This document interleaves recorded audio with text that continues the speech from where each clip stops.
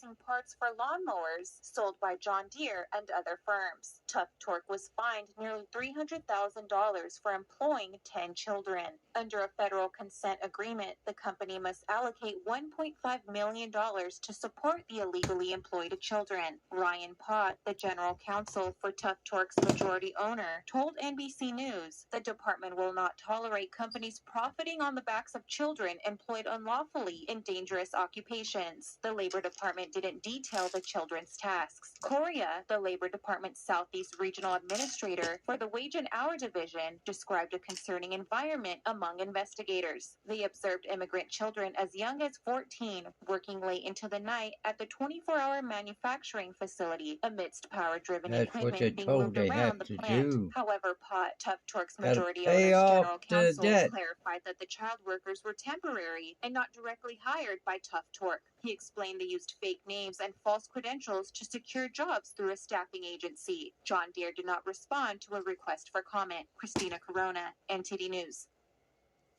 Today, you can see here with us is Roman Valmakov, host of Facts Matter, and we're going to be co-hosting the show today. We're going to be talking mainly about how illegal immigrants are being given voting rights. And Roman, I was watching videos on it. It seems the people defending it, they keep saying, you know what? It's all a lie. They can't vote in federal elections. What do you say to that? Yeah, well, I mean, that's what Jerry Nadler says over and over again in the halls of Congress, that no matter what you say about them voting at the local level, at the school board level, he's like, well, they can't vote at the national level. They can't vote in national election. That's right. Well, see, this is the important point with it. Whenever they get accused of saying that, illegals are getting rights to vote in the United States, they keep trying to push that aside by saying they can't vote in federal elections. But that's not the issue. The issue is they're legalizing illegal immigrants voting in our elections at the municipal level. Well, that's one way. That's one way that it's shaping the political landscape. Because on the municipal level, in certain localities where the state constitution doesn't forbid it, it's getting open and open. More states are introducing it. We'll go through exactly which states allow it now, which states are pushing for it, which local areas as well. But that's not the only way. We'll go through every way, like congressional appropriations, the electoral college, as well as just the push to grant amnesty to these illegal immigrants, which would then give them voting rights for the federal elections as well. And let's jump into it. So, Roman, I want to start by talking about the Mexican president because, of course, he just did this big interview. And in it, frankly, it looks like he's trying to extort the United States. He's being accused of this. So let's show you the clip and we'll go into it. If they don't do the things that you've said need to be done, then what? The flow of migrants will continue.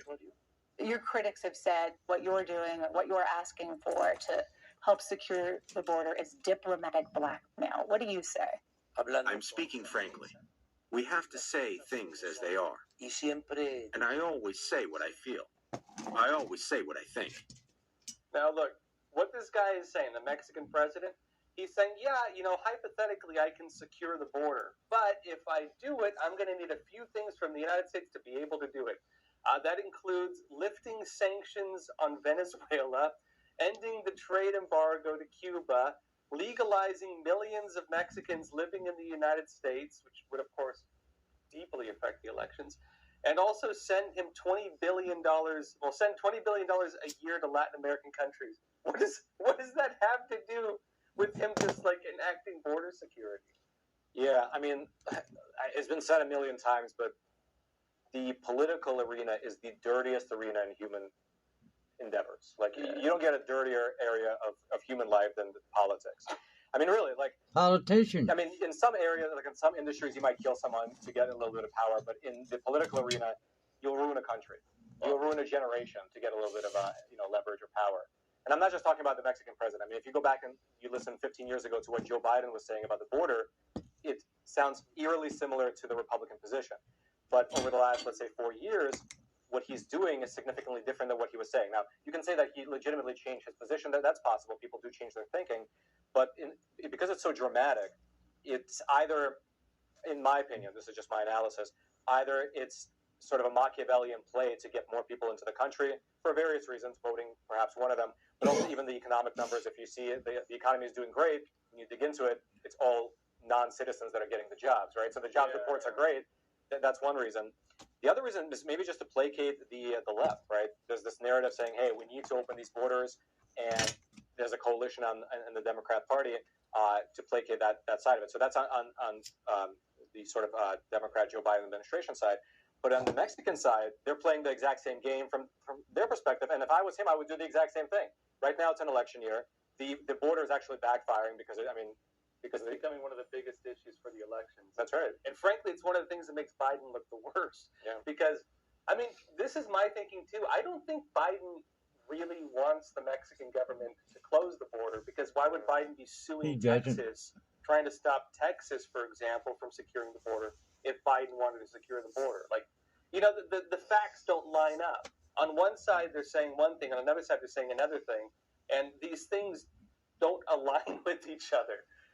Which makes, this is my thinking. I think that they want to have the Mexican president pretend like he's the one responsible for it, and he's writing it off like, oh, America is destabilizing Latin America.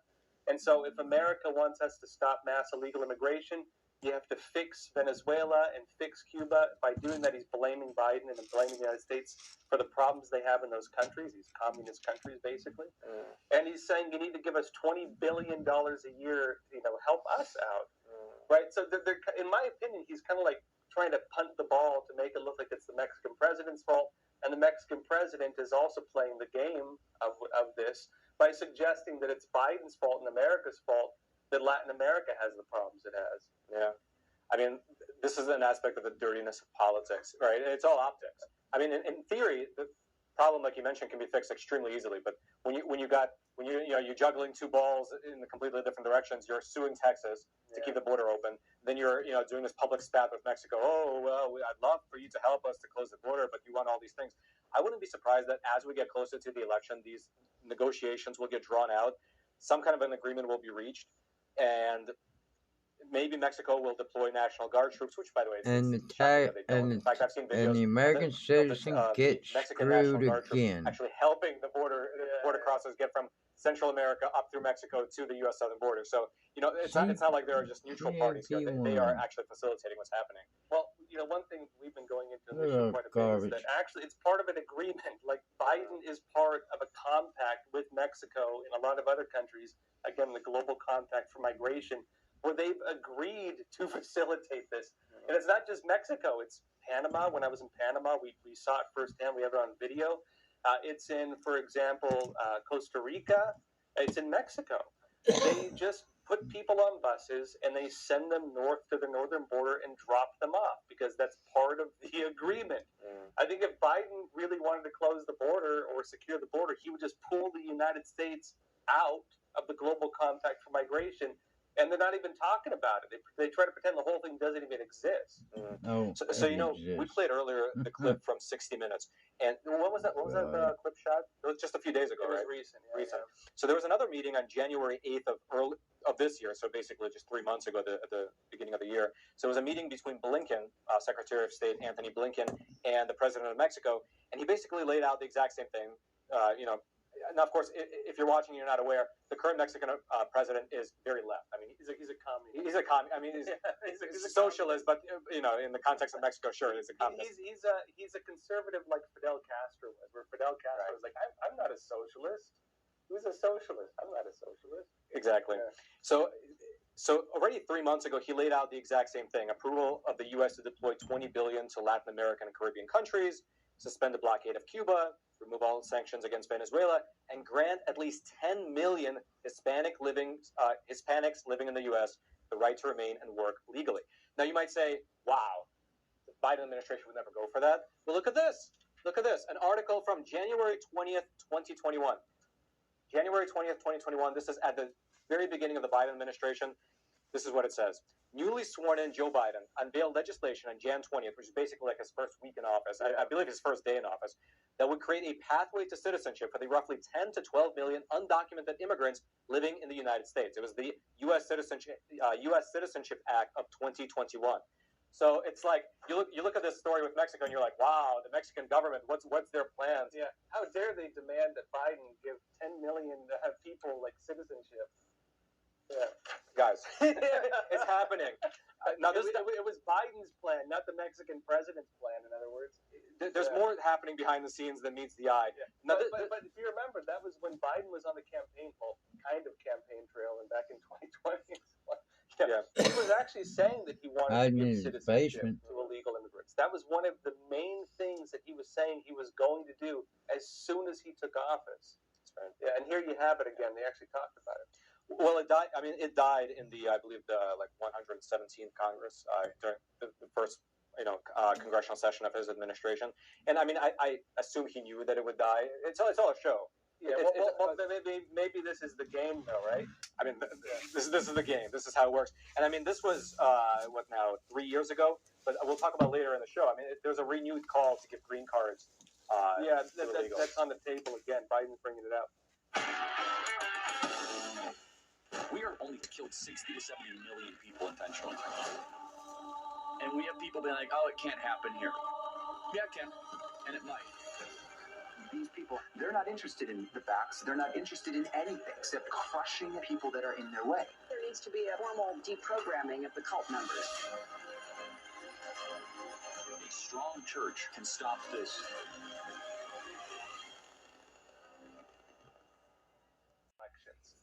The whole thing is a giant conspiracy theory. Anybody who says otherwise is a dangerous disinformation spreader and is a danger to themselves and others, right? If they suggest this, they're playing a game of words with you, because the reality is the Democrats are, in fact, clearing the way for illegal immigrants to vote in elections. In fact, as we speak right now, the technicality, real quick, is between federal elections and municipal elections. They can vote at the local level. They're trying to expand it right now. According to Ballotpedia, there's also the District of Columbia, Washington, D.C., and they've expanded this as well to in California, Maryland, and Vermont. And as of March 2024, Ballotpedia, 6 states have decided on 6 ballot measures related to citizenship requirements for voting since 2018. Voters approved each one, and so this is moving forward. Again, that's Iowa, Kentucky, and Wisconsin. So not only can illegal immigrants vote in several states already, they're trying to expand it already. And real quick, let's show you this clip from Mike Johnson, Speaker of the House. Can I ask, Mr. Chairman, you're from New York. Thanks to New York City's council, beginning January 9th, 2023, more than 800,000 non-citizens will be eligible to vote in municipal elections in New York. Do you agree with that policy? No, non-citizens will not be eligible to vote in New York. They never have been. Well, they were in the 19th century eligible to vote in New York. Well, this is a recent action. It was that is not correct. Non-citizens have not been eligible to vote in New York, or as far as I know, in any other state since the 19th century. That's not true. The New York City Council voted in December to allow this. It begins January 9, 2023. Cities in Vermont and Maryland already allow this, and similar measures are under consideration in Illinois, Maine, and Massachusetts right now. The gentleman with you? Yes. I believe those are considerations of allowing votes in municipal elections only. Right, but thank you. That's the point. Everybody wants to know at home, why would they allow this? Guys, they're allowing it because they're going to turn them into voters. They already are doing this in New York City, largest city in America, and this is the plan of our friends on this side to turn all the illegals into voters. Yeah, so there you have it, right? Which ones do they have where you can currently vote? So, yeah, like you mentioned, ever since the migrant crisis really began in earnest, well, I mean, it's been going on for a while, but when Trump brought it to the public sphere, states have been moving in 2 separate directions. Like the states you mentioned, the 7 states, those are the ones where they amended the state constitution to actually explicitly say that non-citizens cannot vote. Iowa, Kentucky, and Wisconsin will also have referendums on that issue as well. But then moving in the other direction, you have over a dozen municipalities right now in this country where illegals can vote in the local elections. So you have 2 cities in California. You have San Francisco and Oakland, where illegal immigrants, illegal aliens, they can vote in the school board elections. Oakland's a little bit complicated. There's one more hurdle before they can, but it's basically almost across the finish line. Washington, D.C. is a very interesting case. Basically, all local elections illegal immigrants can vote in as long as they're above the age of 18 and have lived in Washington, D.C. for 30 days. So there's a requirement there. You do have to 30 live days. in Washington, D.C. for 30 days, so that is a fat requirement there. Even if you're legally living there. Yeah, that's exactly. And we'll talk about the Washington, D.C. case a little bit further because that case is very exemplative. But besides Washington, D.C., you have 10 different communities in the state of Maryland, and I printed them out right here. Barnesville, Chevy Chase, Garrett Park, Glen Echo, Hyattsville, Martins Additions, Mountain Rainier, Riverdale Park, Somerset, Tacoma Park, and that's it. So those are the 10 municipalities in Maryland where illegal aliens can vote in the local elections.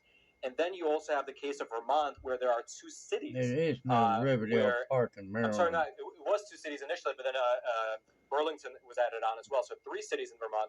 So Burlington, Montpelier. I've only actually read that city's name. I hope that's the way you pronounce it. Okay, so those are the over 12 municipalities that illegals can currently vote in. So you might say there's a lot to unpack there. So let's start at why it matters.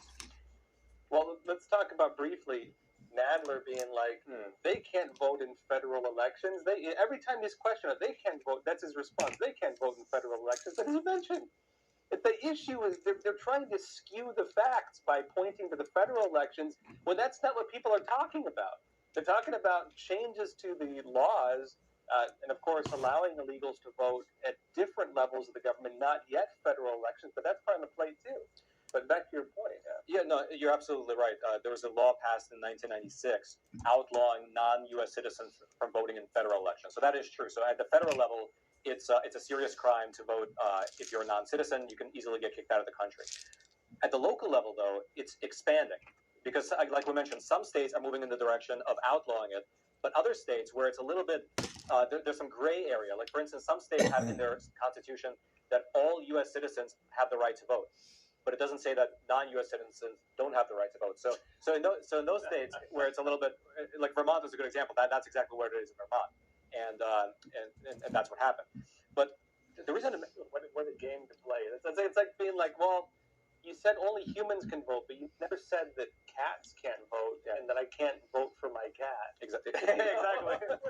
Well said. You didn't say I couldn't do this very specific thing. So if you remember back to 2020. During the DNC primaries, if you looked at that stage, it was a big stage. Tons of different candidates. You had Kamala Harris, the young woman from Hawaii. What's her name? I can't remember. Okay, so you had like I believe 10 candidates in total, but 2 of those candidates were mayors. You had Pete Buttigieg and Mayor Bill de Blasio, right? And so you might say, well, what does it matter that these illegals are voting in local elections? Well, because in America, there's a pipeline of in the realm of politics, right? At the local level, you gain support, you gain a constituency, you get elected, and then from the local level, you might become a governor, or let's say from city council, you might become a mayor, then a governor, then a state representative, a representative at the federal level, then the president. Some people skip that. Pete Buttigieg is a good example. Mayor Bill de Blasio, he gained a national profile, right? But if those people, if their constituency is no longer U.S. citizens, and instead in those areas, you can have illegal aliens, I don't know what else to call them, just illegal aliens voting, then your constituency is no longer U.S. citizens. You're not looking out for the benefits of U.S. citizens per se, especially in the case of New York, for instance, where they're still trying to pass this bill. Well, they already passed it, but it's getting challenged legally, where they're trying to have 800,000 illegal aliens voting in the local elections. Well, if you're, let's say, running for mayor of New York, that's a national profile position. But then, in order to get that position, you're going to placate this population of illegal aliens, which is completely separate and distinct from U.S. citizens. In the sense that, look, this gets to the sort of the heart of the question: how are illegal aliens different than U.S. citizens? And the answer is, I believe, very simple. People like Josh and I, U.S. citizens, we are able-bodied, and our goal is to get the government off our backs. Basically, the government depends on us. We don't depend on the government. We want the government to police the streets and to provide defense for the nation. And that's pretty much it. I mean, maybe a few other things. And not tax us so hard. Exactly. Everything else hopefully can go by the wayside. I mean, sure, maybe a few things. But generally, the relationship between a citizen and their government is that the citizen upholds the government. Well, the citizen does not need the government needs the citizen. It's like a necessary evil. A citizen looks at the government as a necessary form of evil. Illegal alien, on the other hand, is in this country at essentially what the not the beck and call, but like because the government just allows them to be here. At a moment's notice, they know that they can be kicked out of the country, right? So it's a totally different dynamic relationship. Well, and they know that the elections will get them kicked out of the country exactly if it goes in the other direction. Exactly. Yeah. And so it's a completely different dynamic between an illegal alien and a U.S. citizen. And for instance, in the case of New York, I think we're going to talk about this later in the program as well, but now they're handing out debit cards worth $1,400 refillable every single month, paid for by U.S. taxpayers. We'll go over all the stuff they're giving them. It's insane. It's not even just like debit cards. It's a whole list of stuff.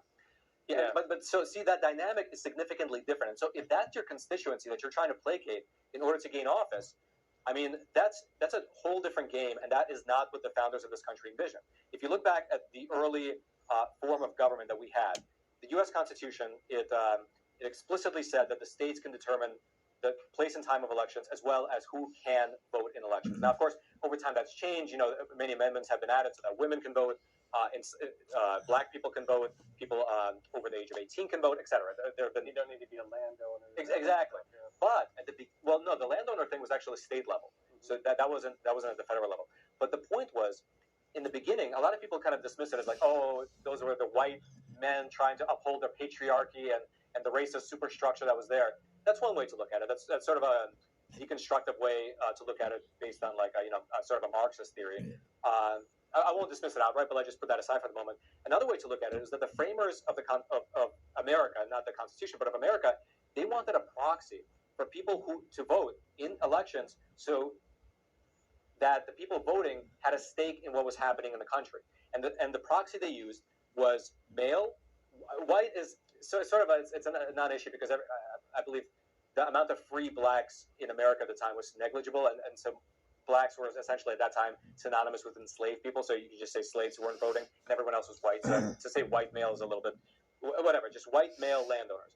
And those are the people who were able to provide for themselves. They were homesteaders. They could provide food, water, shelter, protection for their family members. And so their relationship with the government is exactly what I was describing, that the government needed them. They did not need the government. And so it was that sort of a dynamic. And so you compare that to 2024, when you have illegal aliens who are here at the absolute mercy of the government. They can get kicked out at any moment. They're getting housed by the government. They're getting paid by the government, fed by the government.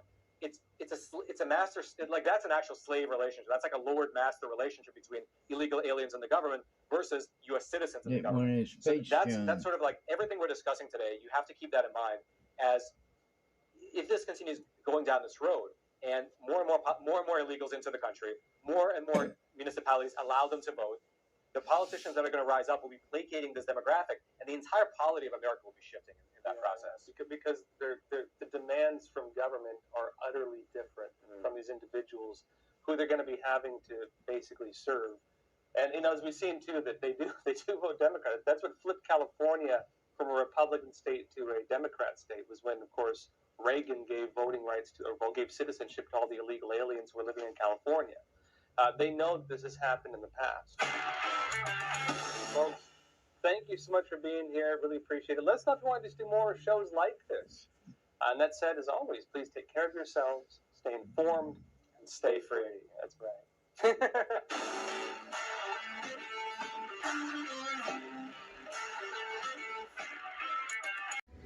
Well, I'm on Ponce Leon, going in front of McDonald's, and some Gen Z doesn't bother to look both ways. And I've been hit by a damn car. Yep. Somebody hit me. You know, people don't understand. You gotta look both ways before you pull out. Same when you cross the street as a pedestrian. Been hit by a damn car because nobody pays attention to what the hell you're doing. Idiot out here blowing this horn of goddamn 20 minutes.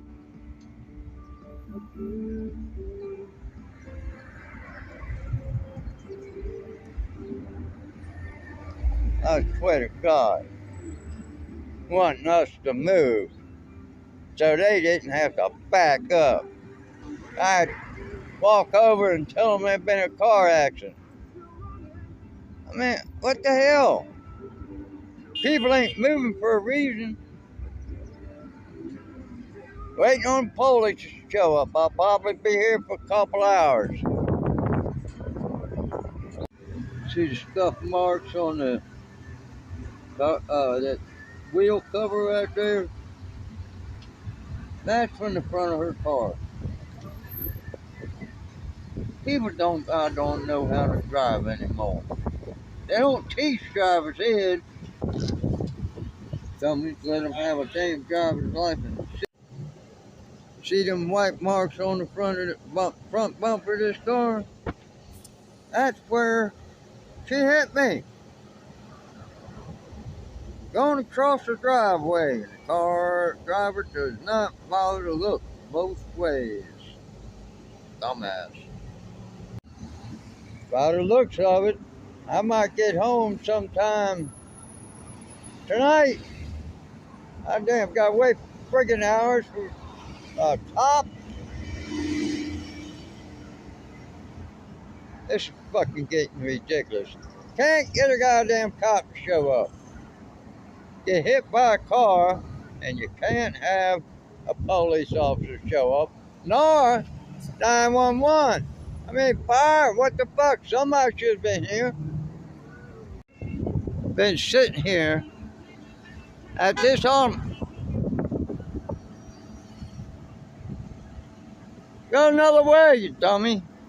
I've been sitting here because this woman's hadn't even called the police. She's been on the phone with somebody else for a fucking hour. And I'm sitting here waiting for a goddamn police report so I can goddamn do what I need to do to get my justice. Now,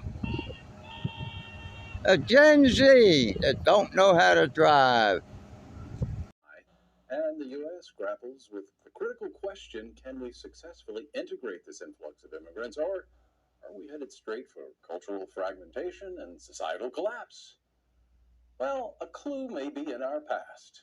America does have a rich history of welcoming and assimilating immigrants from all corners of the globe, transforming them into proud, patriotic citizens. But the current wave of immigration does present new challenges, which can't be ignored. During the early 20th century, America embarked on a massive assimilation campaign teaching English and American history to millions of immigrants. This was thanks to a diverse coalition of private organizations, religious groups, educators. But in today's polarized political environment, such an initiative seems impossible. Instead of embracing American values, newcomers are now taught to view our nation through a lens of discrimination and oppression, and the consequences are dire. Our public school systems are failing, social services and law enforcement agencies are stretched to the brink, and this comes as the economic burden of supporting a rapidly growing unassimilated population continues to mount.